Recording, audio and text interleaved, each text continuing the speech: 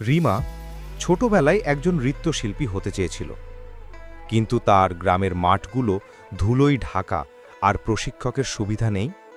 সবাই বলতো, এখানে তুমি বড় কিছু হতে পারবে না। রিমা হাল ছাড়েনি। প্রতিদিন সকালবেলা উঠত, ধুলোয় নাম দিয়ে নিজে নিজে অনুশীলন করত।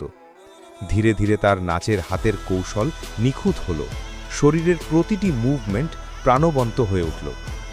গ্রামের মানুষ অবাক হয়ে দেখল, ছোট্ট মেয়েটি ধুলোয় ঢাকা মাঠে অনুশীলনের মাধ্যমে অসাধারণ নৃত্যশিল্পী হয়ে উঠেছে। কয়েক বছর পর সে শহরে একটি বড় প্রতিযোগিতায় অংশ নিল এবং জিতল।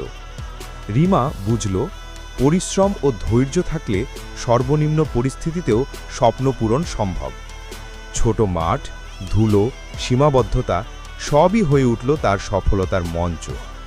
তাই বন্ধুরা, যে কোনো কাজ প্রতিদিন একটু একটু করে চেষ্টা করলে